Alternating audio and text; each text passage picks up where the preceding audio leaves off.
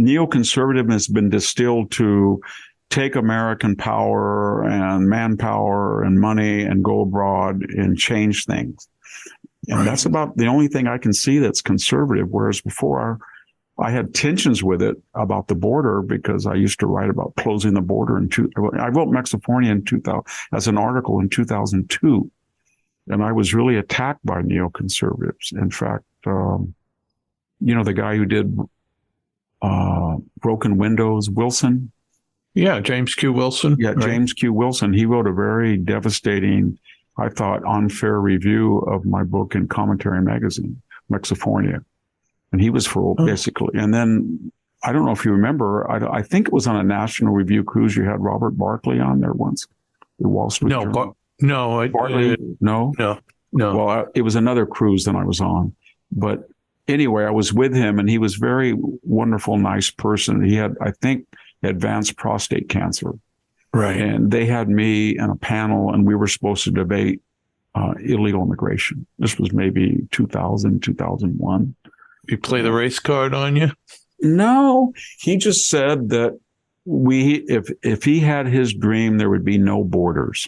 Yeah. And I said to him, well, would you live in El Paso or San Diego or Yuma, Arizona when you announced that? And he said, what do you mean? And I said, have you ever been in an area where people who have come in illegally and residing illegally and have illegal certificates, licenses, fake SS cards, whatever. And if you were doing this illegal, and you're from southern Mexico and you haven't been exposed to a host who had confidence in his own values and you were not asked to assimilate or integrate, then you're going to have a social chaos. It's not going to be the Upper West Side or East Side of Manhattan. Right. Let me tell you that. And so he got very angry. And so I asked him, well, when would the border close? I'll never forget what he said. He said, you'd let the market adjudicate. Yeah. And if you get 10 million people come across, then wages will go down to $2. And then it will not be competitive with Mexico anymore. You know what I mean? It'll be the same. So people will stay home. Yeah. And I said, well, how long will that take? 30, 40? He said, doesn't matter. Doesn't matter how many people.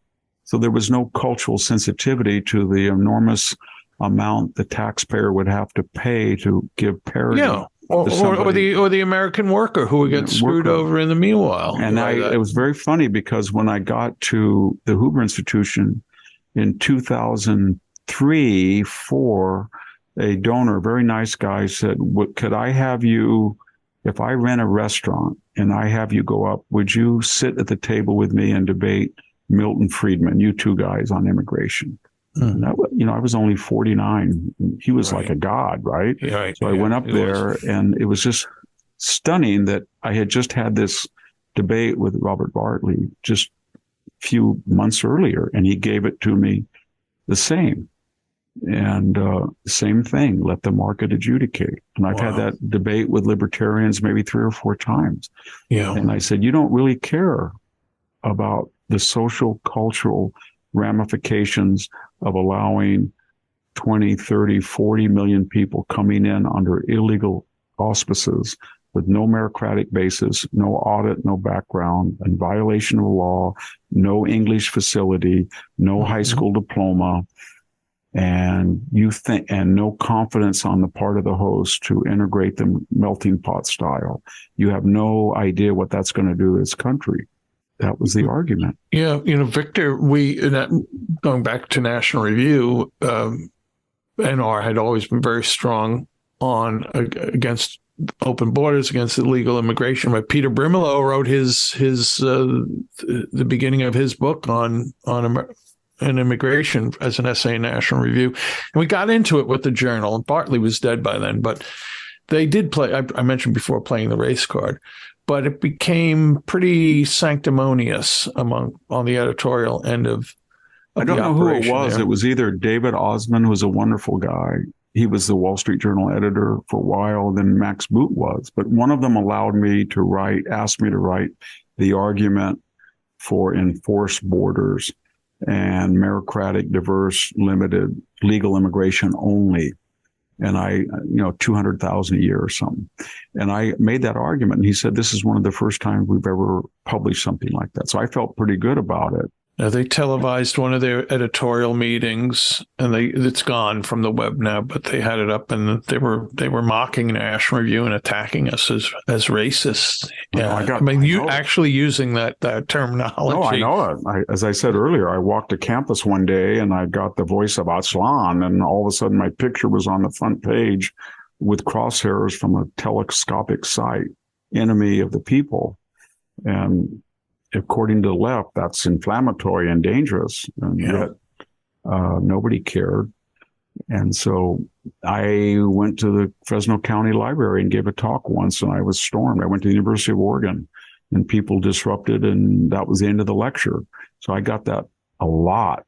And I got a lot from the right, too, believe me, just what you're talking about. Yeah. A lot of very critical reviews that I was a protectionist, I was a xenophobe, I was a nativist, everything. I don't think anybody writes that about now when you look at what's happening at the border. No, it's gone, but I don't recall anyone saying, oops, I was wrong. Or I helped destroy middle America by, bringing in excess labor, that's a good point. Wages. Yeah. I wrote, I think in 2003, it was going to be like it is now. I think at the end of Mexifornia forecast, it's going to be like it is now. And I said, you're never going to stop it because the Mexican government gets rid of people it doesn't want because it doesn't want to pay them social equity or, subsidies, welfare. And then it gets 30 billion. Central America gets 30 billion in remittances. And they count on people coming across the border, getting a job, and getting American health, education, food, legal, educational subsidies to free up income on, not very impressive salaries to send back to Mexico as the largest source of foreign exchange, larger even than oil sales. And when you have the Mexican government and you have corporate America, meat packing, hospitality, restaurants, agriculture, landscaping, depending on cheap labor, and then the bicoastal elite with aristocratic lifestyles, nanny, gardener, cook, etc., all cheap, and you've forsaken the union, and you have the Democratic Party wanting to flip states blue, California, Nevada, New Mexico, Colorado, soon Arizona, maybe already Texas. You put all of those interests together, and there's nobody standing up for the border. None. I would go to a talk and give this talk at a Hoover retreat, and all of a sudden the questions would come, Jack, and it was like the guy who had a big corporation was attacking me. And then the woman who had 3, she would say Herlinda and Maria and, Emiliana, they're all my best employees, and I give them my used clothing. And she would attack me. And then all of a sudden there'd be some left-wing person that says you're racist. And then there was nobody speaking up for the quiet American that, right. The rule of law. Yeah. I finally quit speaking about it about 2010. Yeah. And I just said, this is just, unfortunately proved right, Victor.